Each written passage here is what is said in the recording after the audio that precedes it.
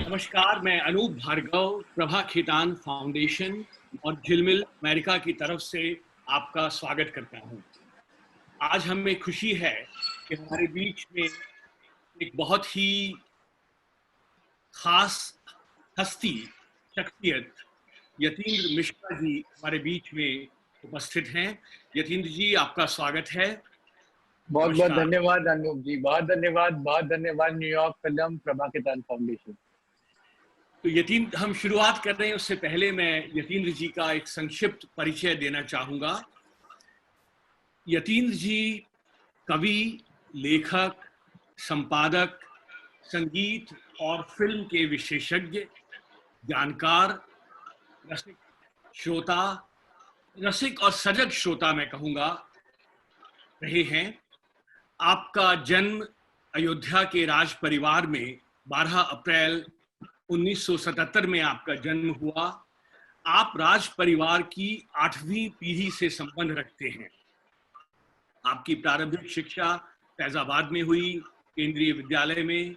उसके बाद आपने लखनऊ यूनिवर्सिटी से हिंदी साहित्य में स्वर्ण पदक के साथ में मास्टर्स की डिग्री हासिल की। उसके बाद हिंदी साहित्य में ही आपने पीएचडी किया।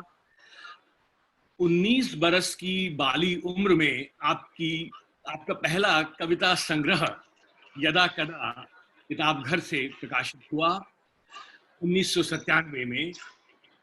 उसके बाद कुछ अलग करने की चाह यतीन्द्र जी को गिरिजा देवी पर एक पुस्तक लिखने के लिए ले गई, जो कि संगीत पर अपनी तरह का किया गया एक बहुत ही शोधात्मक और अपनी तरह की एक किताब थी, जिसकी बहुत चर्चा हुई। उसके बाद यतीन्द्र जी ने बिस्मिल्लाह खान जी पर सुर की बारादरी 2009 में एक किताब लिखी, जिसके बारे में हम बात करेंगे। यतीन्द्र जी भाग्यशाली रहे कि उन्हें पंडित विद्यानिवास मिश्र जी का, कुंवर नारायण जी का स्नेह और मार्गदर्शन रहा। निर्मल वर्मा जी से आपके खास स्नेह संबंध रहे। यतीन्द्र जी की काव्य यात्रा यदा कदा के बाद उन्हें 3 और किताबों की ओर ले गई, जो उन्होंने लिखी अलग अलग समय में, जिनमें थी अयोध्या तथा अन्य कविताएं, जोड़ी पर आलाप और विभास 2013 में। यतीन्द्र जी का जो खास काम रहा है वो उन्होंने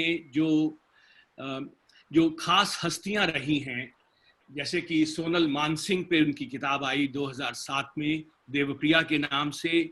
उसके बाद उन्होंने हमारी सबकी प्रिय गिरिजा देवी पर 2001 में उनकी किताब आई। 2017 में उनकी एक जो मील का पत्थर कही जाने वाली किताब मैं कहूँगा, जिसके बारे में भी हम बातचीत करेंगे, लता मंगेशकर जी पे सुर गाथा के नाम से किताब आई। और अभी हाल ही में बेगम अख्तर पे उनकी किताब आई अख्तरी के नाम से 2019 में, उसका भी हम लोग जिक्र करेंगे। यतीन्द्र जी का अज्ञेय जी से भी संबंध रहे। उनपे उन्होंने किताब लिखी जितना तुम्हारा सच है। यतीन्द्र जी के लेख, उनके संपादन में लिखी किताबें, आलोचनाएं समय समय पर प्रकाशित होती रही हैं। गुलजार साहब से उनके संबंध रहे। यार जुलाहे पे उन्होंने एक किताब लिखी। उनकी कविताओं का अनुवाद जर्मन, अंग्रेजी, उड़िया, संस्कृत, पंजाबी, राजस्थानी, अनेक भाषाओं में हो चुका है। तो हमारा सौभाग्य है कि आज हम उस हस्ती से बात कर रहे हैं जो उन हस्तियों के इतने करीब रहे हैं जिन्हें हमें सिर्फ मिलने की चाह होती है। उन हस्तियों के यतीन्द्र जी ने चरण छुए हैं। तो यतीन्द्र जी, मैं आपको प्रणाम करता हूं एक बार फिर से, और आपका बहुत बहुत स्वागत है। तो यतीन्द्र जी, बात शुरू करते हैं आपसे और आपके बचपन। तो जैसा हमने कहा कि आपने राज परिवार में, अयोध्या के राज परिवार में आपने जन्म लिया, और लेकिन हम जानना चाहेंगे कि अपनी जिंदगी के किस चरण में आपने ये सोचा कि आप क्या बनना चाहते हैं। आप वो बनना चाहते हैं जहां आप आज हैं, और जिस मुकाम पे आप आज पहुंचे हैं, वो कब आपके दिमाग में आया? अनूप जी, बहुत धन्यवाद। आप मेरे बचपन और मेरे किशोरावस्था की स्मृतियों में मुझे लेके जा रहे हैं। जैसे कि एक छोटे से शहर में रहते हुए हर व्यक्ति या जो भी बच्चे होते हैं उनका एक ही सपना होता है, अगर वो ज्यादा पढ़ते लिखते हैं या उनके परिवार का एक सपोर्ट होता है तो वो सिविल सर्विसेज में जाना चाहते हैं या डॉक्टर इंजीनियर बनना चाहते हैं। उससे बात कम होती है, हटती है तो प्रोफेसर बनते हैं, एडवोकेट बनते हैं। ये एक चालू धर रहा है। मेरी दादी स्वर्गीय आदरणीय विमला देवी जी, उनका बहुत इन्फ्लुएंस रहा। पता नहीं उनके मन में क्यों था, वो चाहती थी कि मैं इनकम टैक्स में जाऊं, इनकम टैक्स का ऑफिसर बनूं, आईएएस बनूं। मेरी माँ का बहुत मन था क्योंकि मेरे खानदान में डॉक्टरों की परंपरा रही। मेरे ग्रैंडफादर डॉक्टर रमेंद्र मोहन मिश्रा जी, वो डॉक्टर थे और बहुत ही रिनाउंड डॉक्टर थे हमारे इलाके के। तो वो माँ चाहती थी कि मैं डॉक्टर बनूं, तो ऐसा ही कुछ चलता रहा और मैं मेडिकल की तैयारी कर रहा था और मैंने माइक्रोबायोलॉजी में ग्रेजुएशन किया। तो उसी दौरान जब मैं कोचिंग करता था लखनऊ में, तो मैं चुपचाप कविताएं लिखता था और कुछ कुछ लिखने लगा था। मुझे पता नहीं लगा कि कब मैं ये सब चीजें लिखने लगा। लेकिन एक बात मैं जरूर कहूंगा कि मेरे परिवार में इस चीज की परंपरा थी। साहित्य, कलाओं, संगीत, अदब, इन सब का, सिनेमा का बहुत सम्मान होता था। और मेरी बुआ, अब वो नहीं है इस दुनिया में, डॉक्टर ज्वलंती मिश्र, उनका बहुत इन्फ्लुएंस रहा। मैं उनका बहुत दुलारा था। तो कम उम्र से 8वीं क्लास में उन्होंने मुझे बहुत सारी किताबें हाथ में थमाई कि तुम्हें, पहला मुझे जो याद है कि मानसरोवर के 8 खंड दिए प्रेमचंद जी के, शिवानी जी का नॉवल कैजा मुझे आज तक याद है, वो सब पढ़ना शुरू किया। तो जो सामान्य ढंग से मध्यम वर्गीय परिवारों में, उच्च मध्यम वर्गीय परिवारों में जिस तरह की एक परवरिश होती है, उससे थोड़ी सी अलग हटके थी कि कलाओं की आवाजाही, साहित्य की आवाजाही थी। और सुबह सो के उठता था तो बुआ के कमरे से कुमार गंधर्व की गाने की आवाज आती थी। हमारे घर से सटा हुआ स्वामी पागलदास जी का आश्रम था, बखाव जी थे, तो उनके मृदंग से मेरे पिता की नींद टूटती थी। अक्सर हम लोग सुनते रहते थे क्योंकि आवाज आती रहती थी। खुद मेरी परिवार परंपरा में जब रियासत थी, जब रजवाड़ा था, तो आदरणीय बेगम अख्तर जी हमारे यहाँ दरबार गायिका थी और बहुत उनका आना जाना था। उनका बहुत रौबदार था कि एक मर्सिडीज कार होती थी, खुली मर्सिडीज बेंज कार जिसमें महाराज चलते थे, वो गाड़ी सिर्फ बेगम अख्तर के लिए निकाली जाती थी क्योंकि वो उनको लाने जाती थी, उनको एक सम्मान दिया जाता था। बहुत सारी ऐसे मेरे घर की पुरानी कहानियां जो कभी मैं लिखूंगा, आप लोगों से शेयर करूंगा। तो मुझे कम उम्र में ये तमीज पता लग गई थी कि बड़े लोग कौन होते हैं, ऊंचाई कहाँ से मिलती है, और कलाओं के लोग, साहित्य के लोग, सिनेमा के लोग, संगीत की दुनिया के लोगों का एक बड़ा मेयार होता है जिनको एहतराम करना चाहिए, जिनको झुके सलाम करना चाहिए। मेरी दादी फोक की बहुत अच्छी गायिका थी। कभी उन्होंने रेडियो पे नहीं गाया, लेकिन वो बहुत सारी चीजें गाती थी। तो बचपन से वो अवध का फोक मेरे कान में पड़ता था, चैती कजरी पड़ती थी, ठुमरी पड़ती थी। एक बच्चा जो जवान होने के बाद भी ठुमरी और चैती का फर्क नहीं समझ पाता, सौभाग्यशाली था कि मैं बचपन से वो सब समझ पाया। तो इस दौरान कब मैं कलाओं का प्रेमी बन गया, कब उनका एक रसिक बन गया, मैं विशेषज्ञ नहीं हूँ, आपने मेरे बारे में कहा, बहुत धन्यवाद। लेकिन मुझे लगता है कि कोई भी कला का, साहित्य का अंतिम सत्य नहीं जान पाता और हमेशा वो लर्निंग प्रोसेस में होता है। उस दौरान जब मैं इतना इंडल्ज होता गया कविता में, फिर मेरा माइक्रोबायोलॉजी से पढ़ाई में मन उचट गया। उसी दौरान विद्या निवास जी के संपर्क में आया और मेरे घर आते जाते थे, तो एक गुरु की तरह मुझे मिले 20 साल की उम्र में। उन्होंने कहा कि तुम कुछ भी करना चाहो, साहित्य करना चाहो, कुछ भी करो, अपनी पढ़ाई पूरी करो, और साइंस के विद्यार्थी होकर के भी तुम दूसरी कलाओं में, दूसरी जगहों पे काम कर सकते हो। तो मुझे वो एक इन्फ्लुएंस था विद्या निवास जी का। मेरे एक आध्यात्मिक गुरु हुए पंडित रामकृष्ण पांडे अमिल जी, मैं उनका यहीं से उनको प्रणाम करता हूँ। उन्होंने मेरे को ये समझाया कि तुम रिस्क ले सकते हो, तुम्हें अभी आसन्न कोई संकट नहीं है कि तुम्हें तुरंत रोटी, कपड़ा और मकान के लिए दौड़ना है। मैं उन सारे लोगों से मंच से अपील भी करना चाहूंगा बहुत ही विनम्रता पूर्वक कि अगर आपकी ये स्थिति है कि आप रिस्क ले सकते हैं दूसरी कलाओं में जाने की, क्योंकि आपके जीवन में, आपके परिवार में ऐसी परवरिश है और ऐसी व्यवस्थाएं हैं, तो आपको रिस्क लेना चाहिए। तो वो वही 20-22-21 की उम्र में वो मन बदल गया। फिर मैं साइंस छोड़कर आर्ट्स में चला गया, लिखने पढ़ने लगा। मेरे पिता ने मुझसे वादा लिया कि तुम साल 2 साल में अपने को साबित करो। ये नहीं होना चाहिए कि तुम सिर्फ मौज मस्ती के लिए करो और उसको पूरी तरह से, पूरे ईमानदारी के साथ उसमें नहीं जाओ। मुझे नहीं लगता, मैं नहीं जानता कि मैं कितना सफल हूँ, क्या कर पाया, लेकिन एक बात जरूर है कि जुनून की तरह साहित्य और कलाओं की दुनिया में मैं आया। एक पैशन की तरह आया। 24 घंटे में मुझसे कितने भी घंटे आप साहित्य की बात कर लीजिए, संगीत की बात कर लीजिए, मेहनत करा लीजिए, लिखवा लीजिए, पढ़वा लीजिए, मैं उससे थकता नहीं हूँ। तो मुझे लगता है कि शायद मैं इसी काम के लिए बना था और मैं दूसरे कोई काम नहीं कर सकता था। तो जैसा भी हूँ आपके सामने।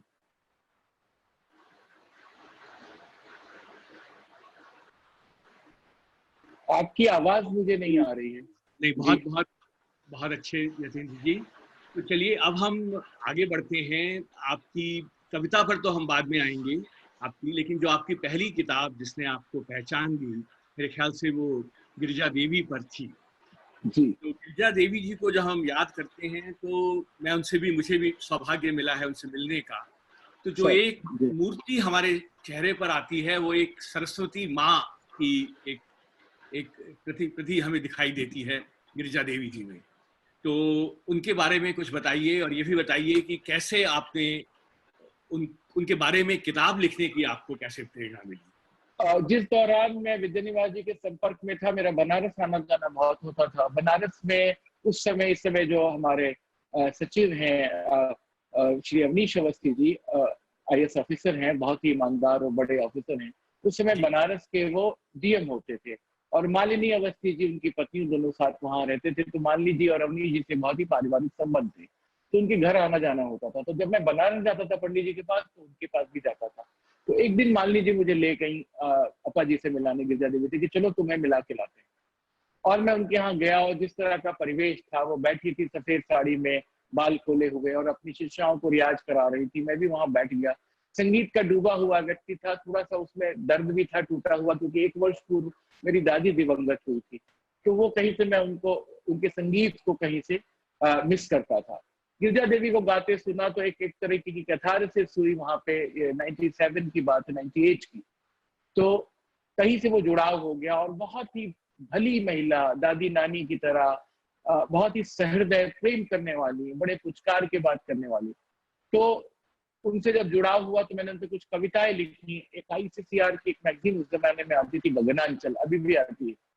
तो 4-5 कविताएं उसमें प्रकाशित हुई। तो मैं जब बनारस बहुत फ्रीक्वेंट जाता था पंडित जी के पास, विद्यानिवास जी के पास, तो कविताएं लेके जब गया, उनको सुनाया गिरजा देवी को, तो बहुत विभोर हो गई, बहुत खुश हुई। बोले अरे भैया, तो तुम लिखो कुछ, तुम्हें लिखना हो।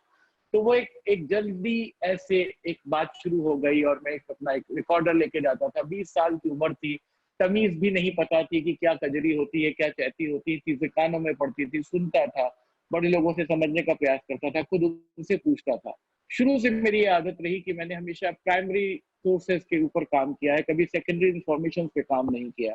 अगर मुझे किसी पे काम करना है तो मैं उससे डायरेक्ट बात करना चाहता हूँ, या उनके जो भी ऑथेंटिक वर्जन है काम के, वो मैं सेलेक्ट करता हूँ। क्योंकि मुझे लगता है कि दुनिया में इतना ज्ञान और इतनी सूचनाएं आज डिजिटल माध्यम के से मौजूद है सबके पास, कि आप नया क्या कह रहे हैं, आप कौन सी बात से इजाफा कर रहे हैं। अनूप भार्गव जी अमेरिका में बैठे हुए यतीन्द्र मिश्र की किताब क्यों पढ़ें, उसमें ऐसा क्या प्रासंगिक है, क्या रेलिवेंट है जो जरूरी हो। नहीं तो बहुत सारी चीजें आप गूगल सर्च करिए, आप 10 बार उस विकिपीडिया में जाइए और तमाम लिंक्स में देखिए, तो आपको किसी के बारे में थोड़ी बहुत जानकारी हो जाती है, कई बार ठीक ठाक जानकारी हो जाती है। तो ये मुझे लगा। तो उस दौरान मैंने वो काम शुरू किया। निर्मल वर्मा जी को मैंने कुछ लिखा हुआ दिखाया तो उन्होंने बहुत मुझे इंकरेज किया और कहा तुम्हें किताब लिखनी चाहिए। और उन्होंने बड़ी उदारता से आगे बढ़ के मेरी किताब की भूमिका लिखी।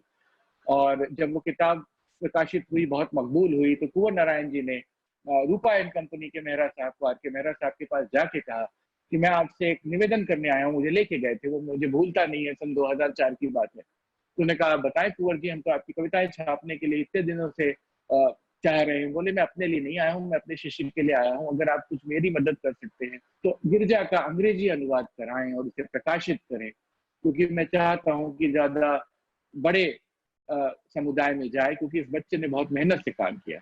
और तुरंत वो राजी हुए और तुरंत उस किताब का वहां पे एग्रीमेंट हुआ और फिर अंग्रेजी में वो किताब आई। तो ये मैं सौभाग्यशाली रहा कि गिरजा देवी पे मैं काम कर पाया, मालिनी जी के कारण, अवनीश जी के कारण। वो हिंदी में किताब आई निर्मल वर्मा जी के कारण, और उसका अंग्रेजी हुआ कुंवर नारायण जी के कारण। तो मैं इस मामले में अपने को सौभाग्यशाली, ब्लेस्ड मानता हूँ कि ऐसे बड़े लोग उस समय मेरे लिए आगे आए और उन्होंने मेरा काम आगे बढ़ाया। क्या बात है। तो आपने इतने बड़े बड़े नाम एक साथ लिए, निर्मल वर्मा। जो ईमानदारी है वो मैंने बता दी। मैंने ये नहीं कहा कि मैं इतना बड़ा लेखक था कि मेरे को कोई छापता। हाँ, मेरी हिंदी किताब गिरजा, मैं बुक फेयर में उसके स्क्रिप्ट बना के ले गया था। किताब मैंने निर्मल जी की प्रेरणा से लिखी, लेकिन जब मैं अरुण माहेश्वरी जी को दे रहा था वाणी प्रकाशन के, तो उन्होंने स्क्रिप्ट रख ली और मुझे लगा ये रिजेक्ट हो जाएगी। दूसरे दिन उन्होंने मुझे बुलाया पुस्तक मेले के बाद, उन्होंने कहा कि आप मुझे ऑफिस में मिले, तो मैं मिला। उन्होंने कहा ये किताब छाप रहे हैं। मैंने कहा मेरा तो कोई नाम गाम नहीं है और ये बिल्कुल अनयूजुअल सब्जेक्ट पे किताब है। बोले जिस ईमानदारी से, जिस नीट एंड क्लीन ढंग से आप किताब बना के लाए हैं, गिरजा देवी के बारे में फोटो लगाई है, सब चीजें की हैं, और इतने छोटे से शहर से निकल के आए अयोध्या से, मुझे लगता है ये किताब काम करने वाली है। लेकिन अगर मैं आपकी किताब रिजेक्ट कर दूंगा तो एक भविष्य का एक बड़ा लेखक मिलने से शायद वंचित रह जाए, तो मैं ये दांव तो खेलूंगा। और ये वो बात है, वो उनकी मित्रता है, वो आज तक उन्होंने निभाया है। और मेरी हर किताब, मुझे आज में ये कहते हुए मुझे गर्व भी महसूस होता है कि मैं कोई भी चीज ठान लेता हूँ, उसके कॉमर्शियल एंगल बनते हो चाहे ना बनते हो, लेकिन अरुण जी उसको छापने के लिए राजी रहते हैं। अक्का महादेवी 13वीं शताब्दी की बड़ी शैव कवियत्री हुई, तो वीरशैववाद की, तो उनका जब मैंने अनुवाद किया तो बड़े प्रेम से, जी। बहुत ही खूबसूरत ढंग से उन्होंने छापा, बिना ये सोचे कि इसकी 150 प्रतियां अभी बिकेंगी या नहीं बिकेंगी। तो ये मुझे हमेशा मिलता रहा।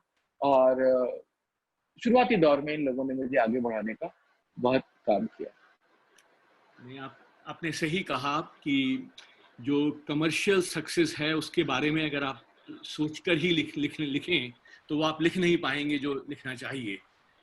तो आपकी मेरे ख्याल में जो ईमानदारी है अपने लक्ष्य के प्रति, उसने मेरी ये समझ है कि वो आपको आगे तक ले गई है। तो धन्यवाद। आपको प्रणाम करता हूँ।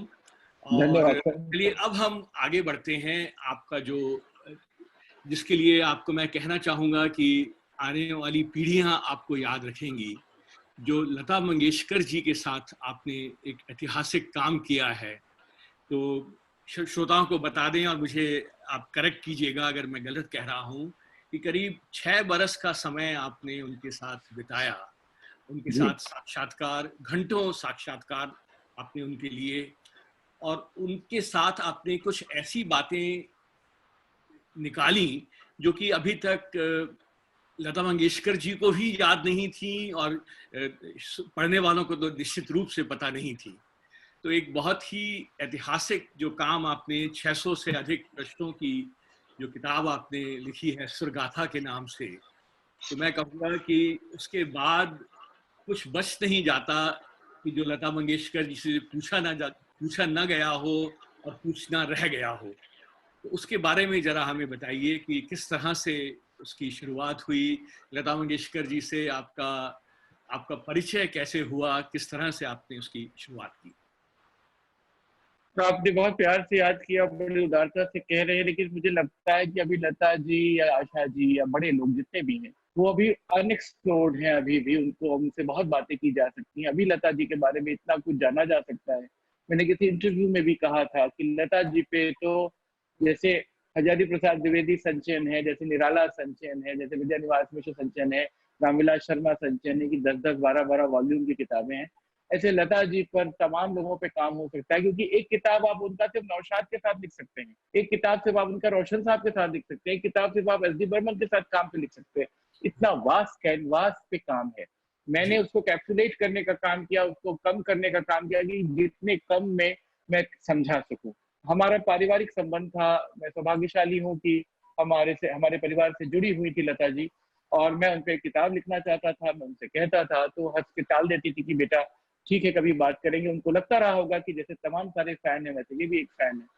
बीच में किसी दिन उनको मैंने बहुत सारे मंचों से कहा है, एचएमवी कोई डिस्क रिलीज कर रहा था, 80 बरस की हो रही थी, तो उनको एक गाना चाहिए था, पंडित अमरनाथ का म्यूजिक था, गरमकोट फिल्म का, जोगिया से प्रीत किए दुख होए। मेरे पास था, मैंने एक नागपुर के कबाड़ी थे, हंसमुख दलवाड़ी जी, अब दुनिया में नहीं है, मैं नागपुर जाके उनकी दुकान से वो सब गाने खरीद के लाया था, उनके रेयर सॉन्ग।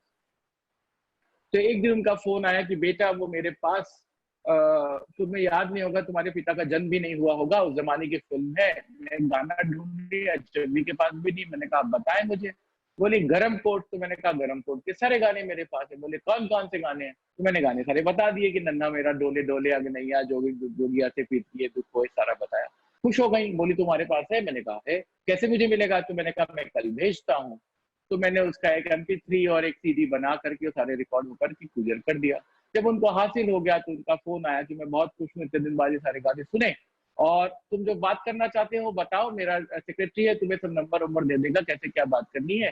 बम्बई आने की जरूरत नहीं है, बहुत दूर है, बहुत खर्चे होंगे, बहुत कई बार आओगे, मिलना हो ना हो, बीच बीच में आते रहना, हम फोन पे बात करेंगे, तुम फोन पे मुझे एक समय दे दो और हम लोग तय कर लेते हैं। और दूसरे दिन से मेरी रिकॉर्डिंग शुरू हो गई। सन 2011 से मेरी बात शुरू हुई थी, 2010 के अंत में 11 से, और 2016 तक चली, 15 तक, 2016 में किताब आई। लेकिन मुझे आज भी लगता है कि लता जी के पास वो गाना रहा होगा, चंदी के पास रहा होगा, वो सिर्फ मेरा टेस्ट हो रहा था। बड़े लोग आपका टेस्ट भी लेते हैं, आपकी आपकी वो डेप्थ भी चेक करते हैं कि वाकई ये काम करने के लिए इच्छुक है कि नहीं इच्छुक है, क्योंकि मुझे नहीं लगता कि लता जी के पास वो गाना नहीं होगा, उनको अवेलेबल नहीं होगा। लेकिन ये एक उसकी पृष्ठभूमि थी जब ये बात शुरू हुई और मैंने काम किया, और शुरुआत हुई उस समय एक तहलका मैगजीन आती थी, तो 80 बरस की उम्र पे मुझसे एक लंबा उनके ऊपर एक कवर स्टोरी कराई गई थी। पहली बार किसी मैगजीन के फ्रंट पे मेरा नाम आया। उनका गाना है पंडित नरेंद्र शर्मा का लिखा हुआ, ज्योति कलश छलके, मैंने उसका टाइटल दिया था सुर कलश छलके। तो उस नाम से फिर वो पूरी फिर उसके बाद बात होने लगी तो मुझे भी नहीं पता था कि 5-6 साल बात हो जाएगी। फिर वो खुलती गई, और मुझे लगता है अनूप जी, ये मैं लता जी के हवाले से कह रहा हूँ, बहुत माफी मांगते हुए कह रहा हूँ, कि तमाम सारे बड़े लोगों के बारे में हम लोग सोचते जरूर हैं कि इनके पास इतना कुछ है, लेकिन कौन जाता है बात करने के लिए। लता जी तक मैं अप्रोच कर सका, मैं काम कर पाया, और उन्होंने उदारता से जो चीज दिया वो लता सुरगाथा में है। आप बताएं कि पंडित भीमसेन जोशी जी गुजर गए, किशोरी जी गुजर गई, पंडित रविशंकर जी गुजर गए। रविशंकर जी की रागमाला को अगर माइनस कर दें, जो उनकी अपनी खुद की आत्मकथा है, किन लोगों ने लंबे साक्षात्कार लिए। किशोरी जी का कोई लंबा साक्षात्कार मुझे कहीं नहीं दिखता, भीमसेन जी का कहीं नहीं दिखता, मल्लिकार्जुन मंसूर का कहीं नहीं दिखता। खुद निर्मल वर्मा जी के साथ आप उठा ले, तमाम सारे बड़े लोगों को उठा ले, हजारी प्रसाद द्विवेदी को उठा ले, आपको 100, 200, 400 पेज का डॉक्यूमेंट नहीं मिलता है, दस्तावेज नहीं मिलता है। और जब मैंने उनसे कहा कि दीदी आप मुझे ये सब बता रही हैं, आपने पहले क्यों नहीं कहा, तो बोली कि लोगों ने कभी पूछा ही नहीं आके, जो सवाल पूछे मैंने जवाब दिया। तुम पहले शख्स हो जो मुझसे सवाल कर रहे हो कि रोशन जब म्यूजिक बनाते थे और एस डी बर्मन जब म्यूजिक बनाते थे तो उसका डिफरेंस क्या था, या एक ही दिन में जब आप 2 डिफरेंट म्यूजिक डायरेक्टर्स के साथ रिकॉर्ड करती थी तो वो मानसिकता क्या होती थी कि एक तरफ तो आप बिल्कुल ट्रेडिशनल म्यूजिक गा रही हैं जाके नौशाद, और उसके बाद बिल्कुल आप जयदेव के साथ एक्सपेरिमेंटल म्यूजिक पे काम कर रही हैं, या बिल्कुल किसी न्यू कमर के साथ काम कर रही हैं।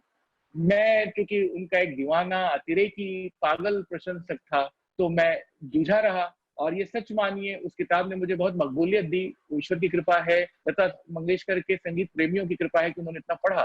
लेकिन उस किताब की जो सफलता है उससे ज्यादा मैं इस बात को आज भी अपने को सौभाग्यशाली मानता हूँ कि जो 6 साल का जो प्रोसेस था किताब के बनने का, उसको जिस तरह से मैंने उसका आनंद लिया है, मुझे लगता है कि वो मेरे जीवन की एक बहुत बड़ी पूंजी है, मेरा एक जीवनानुभव एक बड़ा बनाता है।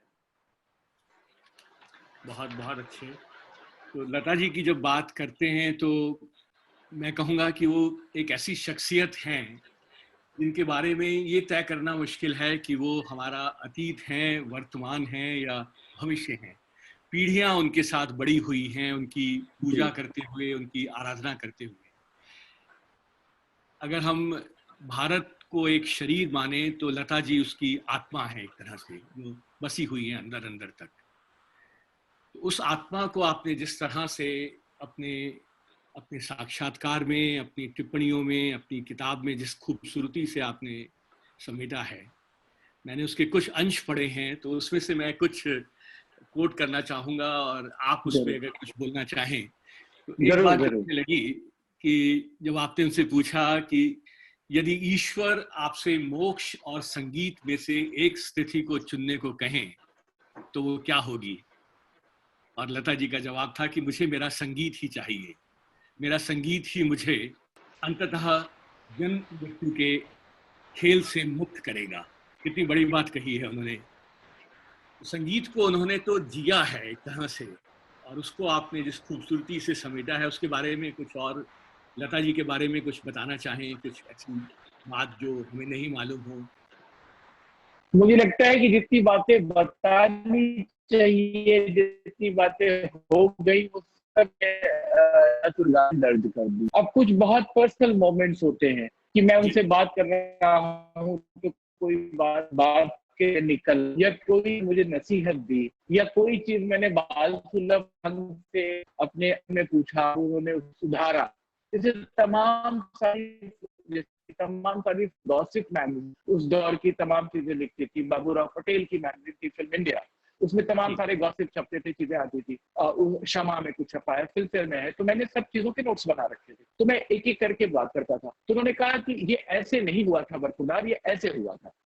मतलब जो उसका एंगल है वो बिल्कुल 180 डिग्री पे चेंज है। तो मैंने कहा ये क्यों? तो बोले कि बेटा इसमें दिक्कत यही होती है कि बात कुछ सुनी सुनाई बाहर आ जाती है, क्योंकि जिस समय रिकॉर्डिंग हो रही है उस समय तो स्टूडियो में मैं हूँ, शकील बदायूनी है, रफी साहब है, नौशाद साहब है, तो यही 4 लोग उसका सत्य जानते हैं। जो शख्स लिख रहे वो पैदा भी नहीं हुए उस समय तक, तो जो सारा घालमेल भी है, ये बात होती है। और इसीलिए मैंने लता सुरगाठा के अलावा बाकी कामों में भी, अख्तरी में भी, वो मैं जजमेंटल नहीं हुआ, मैंने वो सारी बातें रख दी। जैसे उदाहरण के तौर पे अगर आप उसमें एस.डी. बर्मन या नैयर साहब वाले विवाद का चैप्टर पढ़ेंगे तो आपको मिलेगा कि मैंने वो सारी बातें जो मुझे ऑथेंटिक लगती थी या जो उस समय बहुत मशहूर थी, वो सब रखते हुए और खुद लता जी का वर्जन रखते हुए नीचे ये वाक्य लिखा कि अब आपके ऊपर है कि आप किस तरह के सहारे खड़ा होना पसंद करते हैं। ये मेरा काम नहीं, मेरा काम है एक बड़ी यात्रा है लता मंगेशकर की। 47 में देश आजाद है और आपकी सेवा में फिल्म के लिए लता मंगेशकर गाती हैं, पा लागू कर जोरी, शाम मुझसे खेलो ना होरी।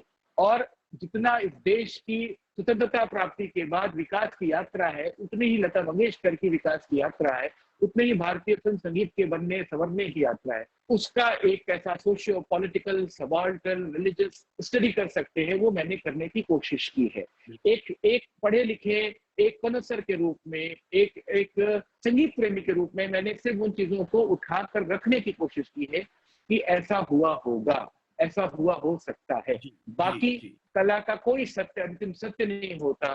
तो इसलिए लता जी के संदर्भ में भी मैं कहूंगा, मैंने जितना कर दिया है, आने वाली पीढ़ियां जो संगीत में जुड़ी है, सिनेमा से जुड़ी है, उनको और काम करना चाहिए, उनको और इंटरव्यू करना चाहिए उनके बारे में, और स्टडी करना चाहिए। पहली बार लता सुरगाठा में लता जी अपने गाने की टेक्निक बताती है कि किस वर्ड को कैसे वो जक्सटापोज करके गाती थी, किस वर्ड को माइक्रोटोन्स में सॉफ्ट लगे इसलिए दूर जाके गाती थी, किन वर्ड्स को हल्के से छू के निकल जाती थी, वर्तनी कैसी होती थी, पंक्चुएशन कैसा होता था, डिक्शन कैसा था, ये सब चीजें वो खुल के बता रही है। अगर कोई गायिका आपने जिक्र किया है उसमें मोहब्बत और मोहब्बत का, जी जी जी जी कि उन्होंने कहा कि पहले मोहब्बत कहा जाता था, हर आदमी मोहब्बत कहता था, लेकिन जब उन्होंने नूरजहां को सुना तो नूरजहां मोहब्बत कहती थी, सॉफ्ट टोन से कहती थी, तो उन्होंने मोहब्बत करना शुरू किया। तो उन्होंने कहा कि उसके लिए अनारकली के लिए उन्होंने गाया, मोहब्बत ऐसी धड़कन है जो समझाई नहीं जाती।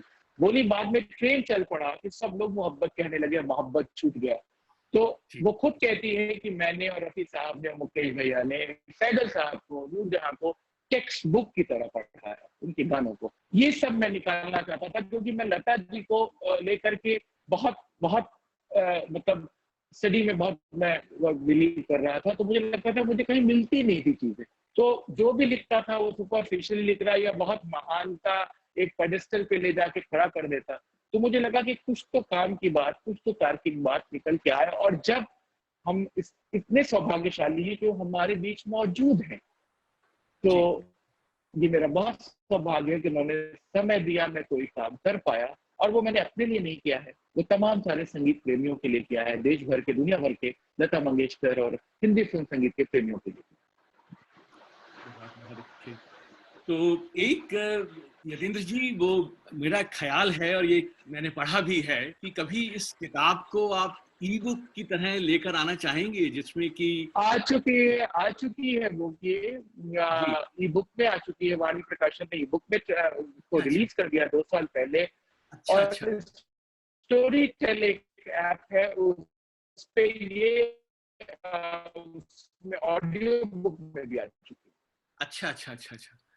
चलिए, वो मैं सोच ही रहा था कि अगर कितना अच्छा हो कि हम किताब को पढ़ रहे हों और साथ साथ में उनके गाने भी सुन सकें हम, मतलब आप ई आप ई बुक में पढ़ें और उसके ऑडियो बुक में विविध भारती के प्रस्तोता मेरे बड़े अजीम मित्र हैं यूनुस खान, वो यतीन्द्र मिश्र के, उन्होंने पूरी किताब रिकॉर्ड की।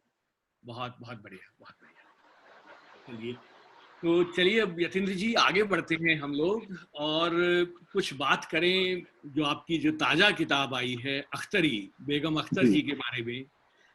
तो बेगम अख्तर जी की तो आवाजें आपने अपने घर में सुनी हैं, जी जैसा कि मैंने जी पढ़ा कि वो जी आपके घर आया करती थी और वहां पे उन्होंने आपके पिताजी, आपके दादाजी के समय में उन्होंने आपके घर में गाया है। मैं तो उनकी जो क्रोनोलॉजी है बेगम साहिबा की, 1937 से 43 तक फैजाबाद रही और उस जी समय जी उन्होंने कई बार दरबार गायकी की, दशहरा और होली का दरबार लगता था तो आती थी, दीवाना बनाना है तो दीवाना बनाने से शुरू करती थी, दादरा गाती थी, सादरा गाती थी, होली के पद गाती थी और जी बैठकी महफिलें करती थी। वो बहुत जगह और भी डॉक्यूमेंटेड है, और सिर्फ अयोध्या में ही नहीं, रामपुर जाती थी, गया जाती थी, कश्मीर जाती थी, बड़ौदा रियासत में उन्होंने महफिलें की हैं। जिस जमाने की बात है उस जमाने में बेगम अख्तर साहिबा को और सिद्धेश्वरी देवी को बड़ौदा रियासत में एक कंसर्ट गाने का 1,000 रुपया चांदी का सिक्का मिलता था और ट्रेन का उसका फर्स्ट क्लास का किराया मिलता था, जो एक अलग से कंपार्टमेंट होता था, उसका आने जाने का मिलता था। ये उनकी पेशगी थी जो बनती थी, उसके जी अलावा जो इनाम इकराम और जो उसने जो दे दिया, तो दोनों और ये होड़ लगी रहती थी कि किसका कंसर्ट हो रहा है। और बड़ौदा रियासत भी इस तरह से करती थी कि एक बार सिद्धेश्वरी जी को बुलाती थी तो एक बार बेगम अख्तर को बुलाती थी। तो ये रिकॉर्डेड है, ये गजेटियर्स में है, और आप इस बात का अनुमान लगा सकते हैं कि ये लोग उस जमाने में कितना सेल्फ ड्रिवन, कितना अर्न करने वाली बड़ी गायिकाएं थी। आज हम बड़े बड़े नाम लेते हैं कि ये 4 करोड़ ले रहे हैं, वो 5 करोड़ ले रहे हैं। आप सन 50, 52, 54 में जाके देखिए 1,000 चांदी का सिक्का उनको जी बतौर पारिश्रमिक मिलता है। बहुत बहुत। तो इसकी आपने यतीन्द्र जी बात की, तो मैं कहना चाहूंगा कि जो पुराने समय में जो कलाकारों को एक तरह से आश्रय मिलता था कि उन्हें अपनी जीविका की चिंता नहीं करनी पड़ती थी, जैसा आपने कहा, जी तो आज के समय में मैं आपको बधाई देना चाहूंगा कि आप अपनी फाउंडेशन के द्वारा, आप राज परिवार से हैं, तो जिस जी तरह से राज परिवार उस जमाने में कलाकारों को आश्रय दिया करते थे, आपने कुछ उसी तरह से एक अलग तरीके से मैं कहूँगा कि आपने जो कला और साहित्य को बढ़ाने के लिए जो आपने काम किया है, और आपकी जो विमला देवी फाउंडेशन जो काम कर रही है, उसके बारे में हमें थोड़ा सा बताएं कि मेरी किस। ग्रैंड मदर के नाम पे, उनकी स्मृति में, क्योंकि वो गायिका थी और वो चाहती थी कि कलाकारों का सम्मान हो, तो उसके लिए मैंने उनकी स्मृति में एक ट्रस्ट बनाया, विमला देवी फाउंडेशन, जिसमें उनके नाम पे हम संगीत का पुरस्कार देते थे और जी साहित्य का अपने ग्रेट ग्रैंड फादर के नाम पे द्विजदेव सम्मान और दादी के नाम पे विमला देवी सम्मान। बाद में अपने आध्यात्मिक गुरु रामकृष्ण पांडे आमिल जी के नाम पे आमिल स्मृति सम्मान हमने फिलंथ्रॉपी के लिए देना शुरू किया। मैं इस मामले में बहुत मतलब ये एक वही मानूंगा, सबका सहयोग मानूंगा कि गिरजा देवी उसकी ट्रस्टी थी और वो उन्होंने आना शुरू किया। विद्या निवास जी थे, निर्मल वर्मा आते थे, और पंडित किशन महाराज, राम नारायण जी, गंगूबाई हंगल, सोनल, मान सिंह, मालविका सरुखई, श्रुति साडोलकर, तमाम बड़े लोग, पंडित राजन साजन मिश्र, पंडित जसराज, सभी ने आकर के परफॉर्म किया, सभी ने आकर के पुरस्कार ग्रहण किया। बहुत ही छोटी राशि का पुरस्कार था, लेकिन भावना बड़ी थी, तो उस तरह से उन्होंने लिया। और जो आप राज परिवार की बात करते हैं, राज परिवारों का समय बीत गया सन 47 में, लेकिन आज बहुत सारे ऐसे घर घराने हैं, ऐसे फोरम्स हैं जो संगीत का अच्छे से आगे ले जा रहे हैं। कलकत्ता की आईटीसी कंपनी है जिसने गुरु घराने की बात शुरू की, स्पिकमैके ने काम शुरू किया, संकट विमोचन समारोह बनारस में होता है। हम जी लोगों का एक बहुत ही छोटा, जैसे राम का सेतु बंद हो रहा था तो गिलहरी जा करके थोड़ा सा बालू के कर डाल रही थी, तो मेरा बस उतना ही छोटा सा प्रयास है इस कलाओं की दुनिया में जुड़ने का। तमाम बड़े लोग, तमाम बड़े फोरम बहुत अच्छे ढंग से, तमाम बड़े कलाकार साहित्य कलाओं की दुनिया को उसका एक बड़ा वितान रच रहे हैं, और खुद कलाकार आकर के इन मंचों पर एक बड़े लेवल पे काम कर रहे हैं। आजादी के बाद ये बहुत हुआ है, जी रुक्मणी देवी अरंडेल ने किया है, कला क्षेत्र बनाया, तमाम सारी चीजें हुई। अगर आप पूरी एक परंपरा पढ़ें तो संगीत की दुनिया में बहुत काम हुआ, साहित्य की दुनिया में काम हुआ। चलिए यतीन्द्र जी, अब बढ़ते हैं बिस्मिल्लाह खान जी की तरफ। जी बिस्मिल्लाह खान जी को जब बात उठती है तो सबसे पहली बात जो आती है कि वो सही अर्थों में हमारी सांझी संस्कृति के सशक्त प्रतीक थे। वो बाबा जी विश्वनाथ के मंदिर में जाकर शहनाई बजाया करते थे, गंगा के तट पे सुना है जाके शहनाई बजाया करते थे।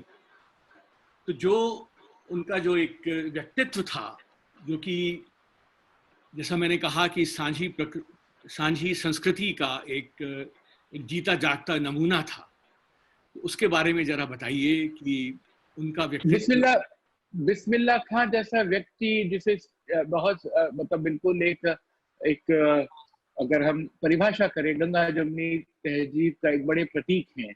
मुसलमान थे लेकिन मंदिर में जाते थे, बालाजी के मंदिर में जाकर के, मंगला गौरी के मंदिर में जाके बचपन से रियाज करते थे, बाबा विश्वनाथ का सेहरा बजाते थे। और चूंकि इस्लाम के अनुयायी थे तो फातिमान से लेकर दाल मंडी तक जाते थे, नौहा बजाते थे और 10 दिनों का अजादारी और मुहर्रम का काम करते थे। कहीं किसी मंच पे बैठ गए हों, वो कमानी ऑडिटोरियम में दिल्ली में बैठे हों, तो वहां से बैठ के पूछते थे कि जरा यहाँ से बताओ बाबा विश्वनाथ किधर दिखेंगे, बनारस किधर होगा। तो जिधर बनारस होता था उनकी शहनाई का प्याला उधर घुमा देते थे।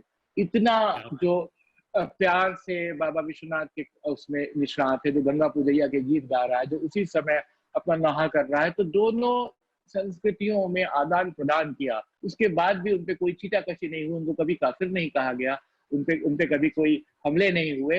वो कहते थे, मेरी किताब में दर्ज है, उन्होंने कहा कि भैया सब लोगों को संगीत सिखा दो, संगीत का सुर छू जाएगा तो वो तासीर उतर जाएगी, कोई झगड़ा फसाद नहीं करेगा, कोई दंगा नहीं करेगा।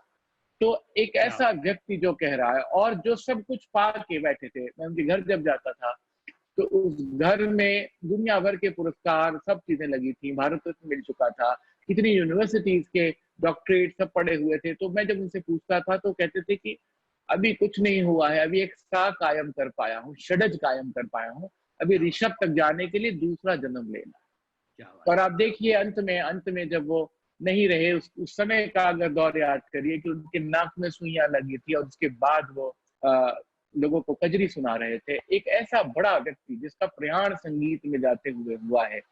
गंगा दुआरे बधैया बाजे उनका एक बहुत मशहूर पूर्वी है, वो विवाह का सहाना है जिसको उन्होंने हमेशा बजाया। कभी किसी तरह से, मतलब उनका संगीत जो है वो इबादत का संगीत था। जी, उसमें जो एक पुकार थी वो अजान की पुकार थी, और वो सरगम जो थी वो बिल्कुल, वो जो 7 सुर भरे जाते हैं वो 7 जन्म का दर्शन कराते थे। वो एक बहुत बड़े पाए पे खड़े हुए इंसान थे। मैंने उनको बहुत लंबा रिकॉर्ड किया, आप विश्वास नहीं करेंगे। और ये मैं दोनों संदर्भों में कहूंगा, लता जी के और बिस्मिल्लाह खान साहब के, और बाद में अभी गुलजार साहब पे काम कर रहा हूं उनके संदर्भ में भी कहूंगा। किसी के लिए कोई कटुता नहीं, किसी का भी नाम जिक्र कर दूं, भैया बहुत अच्छा, बड़ा गाते थे, क्या बढ़िया बाकमाल शायर, बड़े बढ़िया कलाकार। इन लोगों ने भूल कर भी किसी की बुराई नहीं की। और ऐसा नहीं कि कोई फैब्रिकेटेड इंटरव्यू दे रहे हैं, क्योंकि मैं घंटों सालों उन लोगों के साथ काम किया। 6 साल तक आप जिस महिला के साथ बात करेंगे तो कभी तो वो किसी के बारे में बोलेगा, कभी नहीं। और जब भी कहा तो ये एक जो बड़प्पन है। और दूसरे को, मुझे लगता है मैंने इन लोगों से सीखा है कि आप बड़े रचनाकार, बड़े कलाकार तब बन सकते हैं जब दूसरे बड़े कलाकार को उसी सहृदयता से आप आजमाएं और उसको बड़ा कहने की कुव्वत रखें। जब तक आप दूसरे की कला में आदर नहीं व्यक्त करेंगे, आपकी कला में कोई आदर व्यक्त नहीं करने वाला। यही बात आपने लता मंगेशकर जी के बारे में जब आपने कही, लता जी से जब कहा जाता है कि आप कितनी महान हैं, तो वो अक्सर दूसरे कलाकारों का नाम लेती हैं कि मुझसे पहले तो हो चुके हैं, रफी साहब, मुकेश जी। बिस्मिल्लाह खान साहब, जब भी मैंने कहा अरे भैया ये तुम कहती हमसे काहे सुन रहे हो, ये तो विद्याधरी बाई ने बहुत अच्छी गाई, ये तो रसूलन बाई क्या करती थी, और रोने लगते थे, आहा आहा करें और रोने लगे। तो जब खान साहब बिल्कुल, और एक बिल्कुल एक पाकीज़गी के साथ जो मुस्कान है, मुझे लगता है कि इन लोगों ने अपना वो इडियम, अपना मुहावरा, अपने स्वत्व को तलाश लिया था। एक जो एक सबलाइम तक जाने की बात है, जो उदात्त बनने का मामला है, वो सब्लिमेशन वो अंदर से देख लिया था। वो सारा मैनिफेस्टेशन शरीर के अंदर, आत्मा के अंदर, संगीत के अंदर है। वो पुकार लग नहीं सकती है, वो एक फूंक जा नहीं सकती है पाए की, जब तक कि आपने अपने अंदर सफाई कर नहीं रखी। उन लोगों ने सब साफ कर रखा है अपने अंदर का मामला।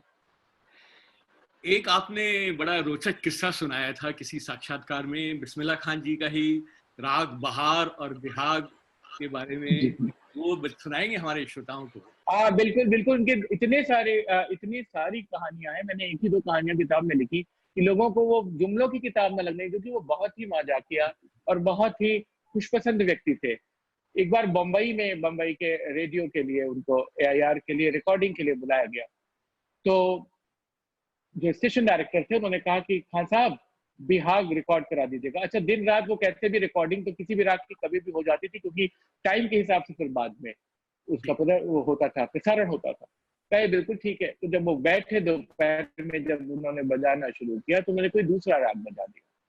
तो फिर महाराज उनसे कहा गया कि बिहाग जरा बिहाग भी। तो उन्होंने बाहर बजा दिया। ऐसे करके 3 बार उन्होंने राग बदले और 3 ही राग बजाने थे। अब स्टेशन डायरेक्टर की नहीं है कहने की आप कुछ बजा दे। तो जब उन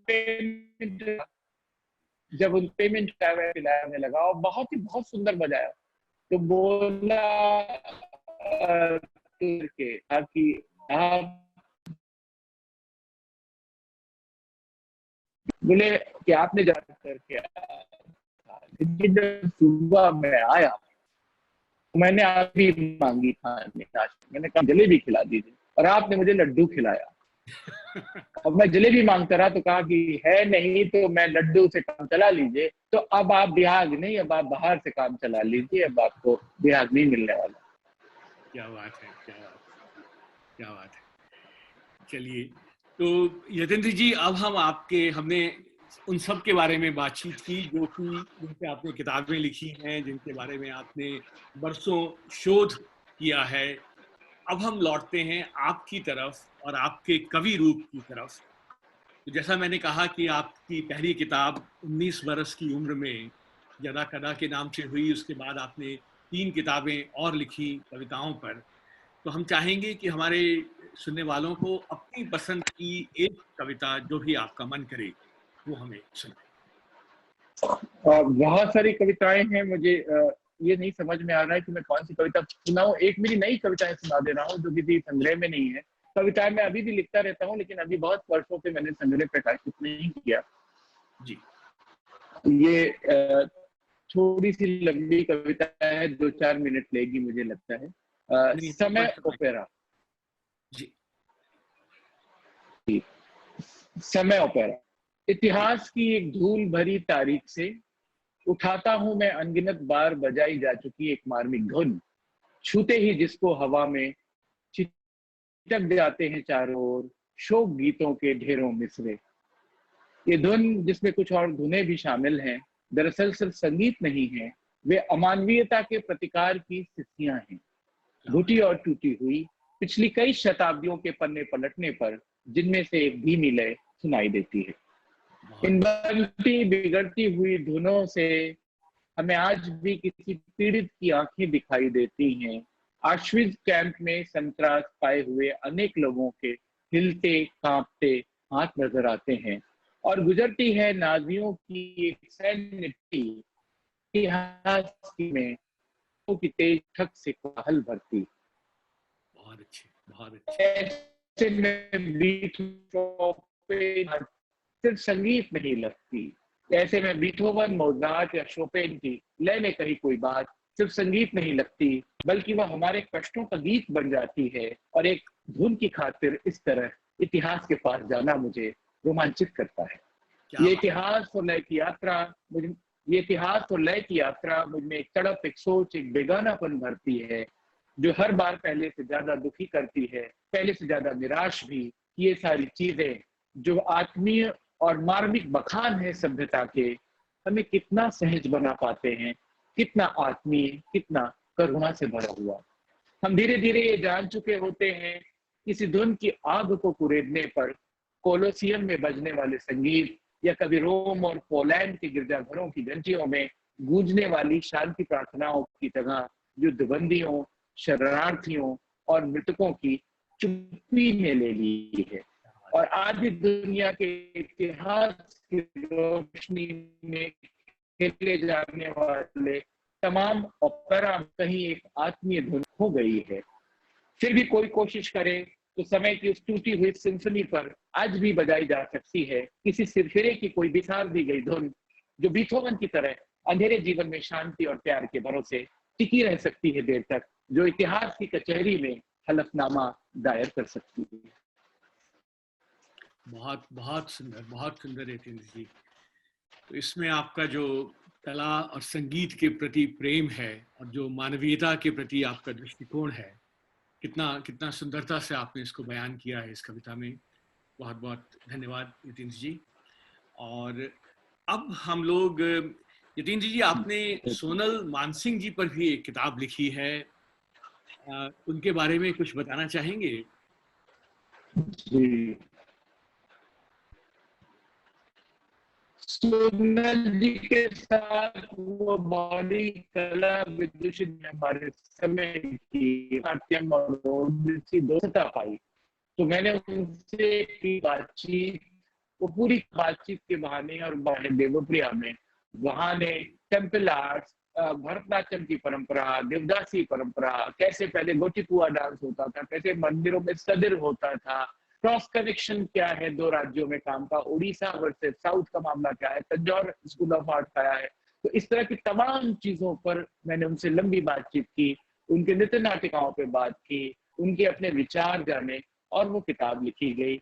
आप पढ़े, संगीत के प्रेमी पढ़े, संगीत और नृत्य पर कम ही किताबें हैं। भरतनाट्यम परंपरा पे देवदासियों की पूरी पढ़ जाता था। कहते 4 भाइयों ने मिलकर के तंजौर स्कूल ऑफ डांस शुरू किया, और जब देवदासी एक्ट, शारदा एक्ट पास करके तमाम सारा कुछ यहाँ पे सैनिटाइज किया जा रहा था, अंग्रेजों ने सब बंद कर दिया था, तो कैसे गुरुओं ने अपने घरों में गोटीपुआ डांस लड़कों से नचा करके उनको बचा के रखा था, वो सारी चीजों पे वो किताब प्रकाश डालती। बहुत बहुत बढ़िया बढ़िया। तो यतीन्द्र जी, अब हम लोग देखते हैं कि अगर हमारे श्रोताओं में से कुछ सवाल कोई पूछना चाहे। जी बिल्कुल बिल्कुल तो बिल्कुल, हम उनकी तरफ बढ़ते हैं। बिल्कुल तो सर। जी जी जी। तो कैथी जी, अभी कोई हमारे पास है सवाल जो पूछना चाहें हमारे श्रोता सुनने वाले? नहीं तो हम लोग आगे बढ़ते हैं। बीच में एक सवाल आया था लिखा हुआ कि आपको पंडित जसराज पे काम करना चाहिए, उन पे लिखा जाना चाहिए। जी मैं जी बताना जी। चाहूंगा कि पंडित जसराज जी पर उनकी एक बहुत ही ऑथराइज्ड बायोग्राफी बहुत सुंदर ढंग से हमारे समय की एक बड़ी लेखिका सुनीता बुद्धिराजा जी ने रसराज पंडित जसराज करके लिखी है। बहुत ही सुंदर किताब है, वाणी प्रकाशन ने छापी, आप उसे जरूर मंगा के पढ़ें। जी जी जी। एक्चुअली आपने इसका जिक्र किया तो पंडित जसराज जी खुद यहाँ आए थे और उन्हीं के हाथों से उसका विमोचन मुझे मुझे सुनने का मौका मिला था इस किताब के बारे एक में। सवाल है लता जी के फोनेटिक्स और सिंगिंग ग्रामर, वो लता दुर्गाता आप पढ़े, आपको सब मिलेगा, लेकिन 2-4 चीजें बताना चाहूंगा। जैसे सांस कैसे लेनी है और माइक्रोफोन के पास जाके किस तरह से सांस का आवर्तन भरना है कि सांस सुनाई ना पड़े, वो उन्होंने अनिल विश्वास जी से सीखा। मास्टर गुलाम हैदर ने उनको हमेशा बताया कि शब्दों पर ध्यान दो, संगीत पर या किसी और वोकैबुलरी पर ध्यान मत दो, क्योंकि शब्द जितने स्पष्ट होंगे गायकी उतनी ही सुंदर होती जाएगी। दुर्गा प्रसाद जी आ गए। दुर्गा प्रसाद जी नमस्कार। नमस्कार यतीन्द्र जी। मेरी नमस्कार सर। जिज्ञासा है, मैं ये जानना चाह रहा हूँ कि ये जो कोरोना का संकट काल है, इसने हमारी जिंदगी में बहुत कुछ बदल दिया है, और हमें आशंका है कि ये बदलाव अभी कुछ समय तक और रहेगा। तो इस बदलाव का असर साहित्य और कलाओं की हमारी रसिकता पर क्या पड़ने वाला है? आपने बहुत अच्छा सवाल किया है। इसका थोड़ा खतरनाक सा उत्तर है, पता नहीं लोग उसको बुरा न माने। पहली बात तो ये है कि पहले दौर में साहित्य और कलाओं के लोग बहुत धैर्यपूर्ण ढंग से अपने घर में रियाज करते थे, लिखते थे, पढ़ते थे, और कभी कभार बाहर निकलते थे, जाते थे, प्रदर्शन करते थे। किसी शहर में पता चला धारवाड़ का आदमी जयपुर जा रहा है, जयपुर वाला आदमी बेलगाम जा रहा है, साल में कोई एक कंसर्ट करके आ रहा है, कुछ एक बात करके आ रहा है। मुझे लगता है अगर इसका सकारात्मक पक्ष लें, लेखक लोग लें, तो ज्यादा से ज्यादा आत्मचिंतन का समय है, ढेर सारा रियाज का समय है। परफॉर्मेंस से ज्यादा रियाज में समय बीतेगा, सीखने में, अपने को एक्सप्लोर करने में बीतेगा। बीच में एक ब्रेक चाहिए होता है। मुझे लगता है कि ये जो क्वारंटाइन है, ये जो लॉकडाउन है, ये आपको खुद आपसे मिलने का एक बहुत शानदार मौका है। आप उसको ढूंढिए और अपने को फिर से रिजुविनेट करिए और पुनर्नवा होकर के निकल के आइए, एक नए ढंग से अपनी बात कहिए। बहुत बहुत धन्यवाद यतीन्द्र जी। धन्यवाद दुर्गा जी। चलिए, एक यतीन्द्र जी हमारे पास सवाल है जोईता बोस की तरफ से। वो पता नहीं है या नहीं है, मैं सवाल में पढ़ देता हूँ। तो सवाल थोड़ा है कि which book gave you the most joy to compile. ये मुझे मालूम है कुछ इस तरह का सवाल है कि आपको अपना कौन सा बच्चा सबसे ज्यादा अच्छा लगता है, लेकिन अगर आप जवाब देना चाहें और तो मुझे लगता है कि कोई भी किताब आपको एक पड़ाव है, वो आपके जीवन की एक यात्रा है। जैसे आप ये नहीं कह सकते कि आप अपने किस उम्र को पसंद करते हैं, 16 साल की उम्र को कि 26 साल की उम्र को कि आज मैं जब 44 साल का हो रहा हूँ तब। हर उम्र का, हर अनुभव का मामला अलग है। हर समय की खुशियां, हर समय की चिंताएं, हर समय की ऊहापोह और उसके दबाव अलग है। जाहिर सी बात है कि सबसे ज्यादा जिस किताब ने मुझे मशहूरियत दी वो लता जी की किताब थी, लता सुरगाथा। लेकिन ये जरूरी नहीं है कि किताबों के मामले में कई बार ये होता है, और ये मैं कोई बड़े बोलेपन पे नहीं कह रहा हूँ, हर किताब के बाद उस किताब से एक मोहभंग भी होता है कि अरे इसमें ये काम कर सकता था, इसको थोड़ा और बेहतर बना सकता था। आज गिरजा देवी वाली किताब देखता हूँ तो मुझे हंसी आती है कि मैं अगर आज लिखता तो शायद ज्यादा बेहतर लिखता। शायद 10 साल बाद लता सुरगाथा को रिराइट करना चाहूँ। अक्का महादेवी का अनुवाद किया है मैंने, बहुत डूब के किया है। मैं शिव भक्त हूँ तो मुझे बहुत पसंद भी है, लेकिन कई दफा मुझे ये लगता है कि क्या मैं अक्का के मानस में उतर पाया, क्या वो शब्द इसी वजन पर रख पाया। तो मुझे ये लगता नहीं है कि किसी एक किताब को लेकर के या किसी एक कविता को लेकर के आप खड़े हो सकते हैं। अभी आप मुझसे पूछे कि लता जी का एक गाना बताओ तो मैं 100 गाने बताने वाला हूँ आपको, 100 से कम एक नहीं बताऊंगा, क्योंकि सब एक के बाद एक है। तो इसी तरह से, और खाली अपने लेखन के लिए नहीं, अगर आप किसी से पूछे कि आपकी पसंद की सबसे अच्छी किताब क्या है, तो दुनिया भर की तमाम सारी किताबें, तमाम सारी पोइट्री, तमाम सारे नॉवेल, तमाम सारे बायोग्राफीज, तमाम सारे ट्रेवलॉग आपको याद आने लगेंगे।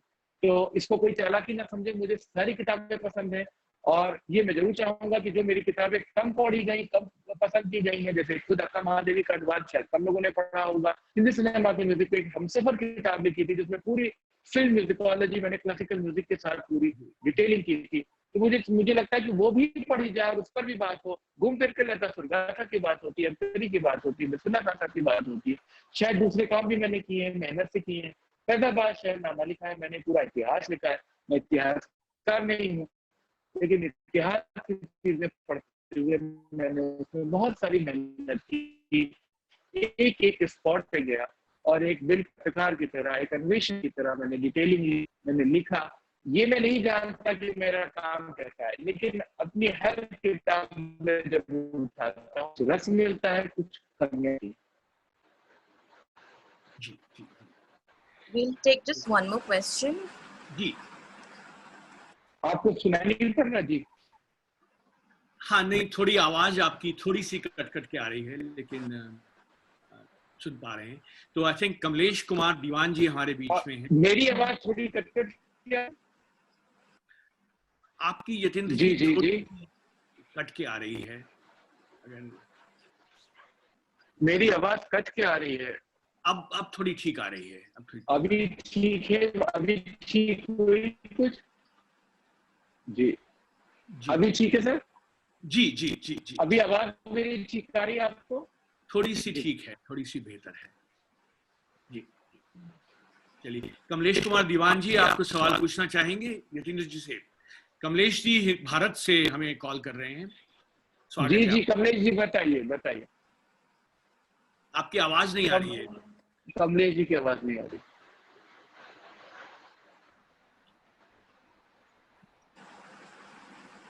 कमलेश जी आपकी आवाज नहीं आ पा रही है, तो हम आपसे माफी चाहेंगे। और हम अभी आवाज मेरी नहीं आ रही? नहीं, आपकी तो आ रही है, कमलेश जी की नहीं आ रही है। चलिए, तो चलिए हम आपसे बात करना चाहेंगे। One sec, I will. One more lady wants to ask. Okay, please. Yeah.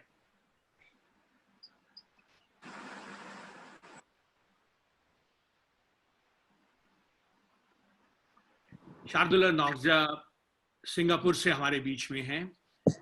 शार्दुला नमस्कार, क्या सवाल है आपका यतीन्द्र जी से? उनके आगे की क्या योजनाएं हैं, वो किन किताबों पे और काम कर रहे हैं? योजनाएं बताना आज के समय में डिजिटल मीडिया के युग में बहुत खतरनाक है। पता चला आप तो काम करते रहेंगे, आप कछुए की तरह चलते रहेंगे और कोई खरगोश की तरह उसे लपक लेगा।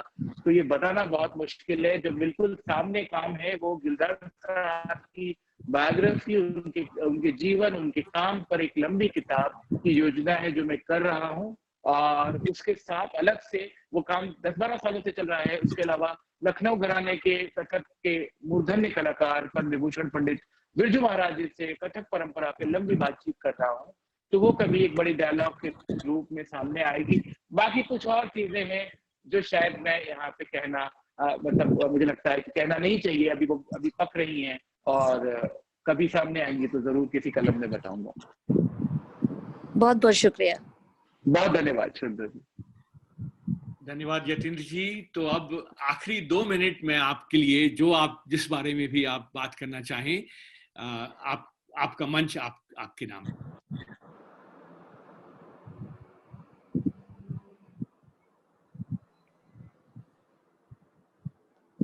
यतीन्द्र जी, आप हमारे साथ हैं?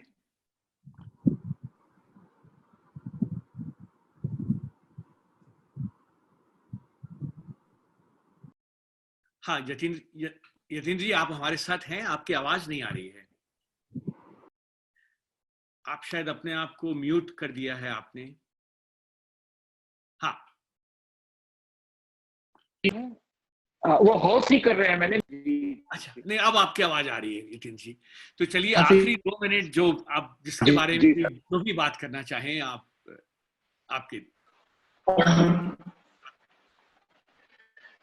आखिरी 2 मिनट में प्रभाकेतान फाउंडेशन के बारे में बात करना चाहता हूँ। प्रभाकेतान फाउंडेशन यहाँ से ओवरसीज में जाकर के कलाकारों के लिए, साहित्यकारों के लिए, नए लेखकों के लिए बड़ा काम कर रहा है। इस अर्थ में भी कि जब हम बड़े बड़े गायकों को, कलाकारों को, सिनेमा के लोगों को देखते थे मंचों पर, उनके बड़े बड़े डिजिटल प्लेटफॉर्म पे प्रोग्राम देखते थे, उनके बड़े बड़े कटआउट होर्डिंग्स और उनके इंटरव्यूज अंग्रेजी अखबारों में पढ़ते थे, तो कहीं ये रश्क होता था कि हमें भी कभी ये मौका मिलेगा, हमारे जीवन में भी कभी ये आएगा मौका। लेकिन प्रभाकेतान फाउंडेशन ने इसे किया।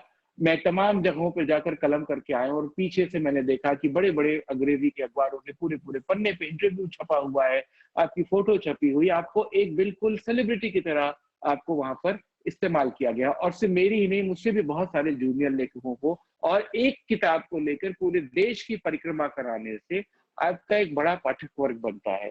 मुझे लगता है कि जैसे हम बार बार बड़ी बातें करते हैं, रजवाड़ों की बातें करते हैं, घरानों की बातें करते हैं कि एक कलाकार इसलिए बड़ा बना क्योंकि उसको यहाँ ये रॉयल पैट्रोनेज था। कभी हम लोगों की कहानियां लिखी जाएंगी तो ये होगा कि लेखकों को प्रभाकेतान फाउंडेशन का पैट्रोनेज था, क्योंकि उस दौर में यतीन्द्र मिश्रा ने या फला किसी ने इतने कलम किए, इतनी जगहों पे गए, इतने लोगों से संवाद किया। आज मेरी पाठकीयता में जो एक बड़ी वृद्धि है उसमें मेरे अपने लेखकों, मतलब अपने प्रकाशक के कारण, गाड़ी प्रकाशन के कारण, तमाम और डिजिटल प्लेटफॉर्म पे काम करने के अलावा प्रभाकेतान फाउंडेशन भी उसमें एक बड़ा योगदान करता है कि तमाम सारे लोग मुझे फोन करते हैं, मुझे इनबॉक्स में मैसेज भेजते हैं, मैसेंजर में आते हैं कि हमने आपको फलानी कलम में सुना था, हम आपसे जुड़ना चाहते हैं, हम आपकी नई किताब खरीदना चाहते हैं। तो ये बात, तो मुझे लगता है कि अपनी बात करने से बेहतर है कि उन तमाम लोगों की बात करनी चाहिए। और एक प्रभाकेतान फाउंडेशन काफी नहीं है, देश में तमाम और बड़े फोरम आगे आने चाहिए और नए लेखकों को उसी सम्मान और समग्रता के साथ पब्लिक में, भारत में, 7 समुंदर पार ले जाना चाहिए। बहुत खूब यतीन्द्र जी। और मैं यहाँ पे जोड़ना चाहूंगा कि प्रभाकेतान फाउंडेशन भारत और झिलमिल अमेरिका की तरफ से मैं आपको धन्यवाद देना चाहता हूँ। और हम चाहेंगे कि यही कलम जो सीरीज है वो एक दिन आप हमारे साथ बीच में आपसे रूबरू हम लोग बातचीत करें, आपको सुने। आपका बहुत बहुत शुक्रिया। आपके भविष्य के लिए बहुत बहुत शुभकामनाएं। आप बहुत प्रगति करें। बहादुर जी, बहुत बहुत धन्यवाद सर। मैं चाहूंगा और यहीं से अयोध्या में बैठे हुए न्यूयॉर्क के दोस्तों से और तमाम सारे लोग जो कलम से जुड़े हुए हैं भारत में, सबको धन्यवाद करता हूं कि उन्होंने अमूल्य सुनने के लिए आए। न्यूयॉर्क के सारे मित्रों को मैं धन्यवाद करता हूं और प्रणाम करता हूं। और अनूप जी आपका बहुत आभार, प्रभा केतान फाउंडेशन का, संदीप भूतोरिया जी का, आनंदिता का, अपरा कुशल का, सबका आभार व्यक्त करता हूं। धन्यवाद, धन्यवाद जितेंद्र जी। फिर जी मुलाकात धन्यवाद। होगी।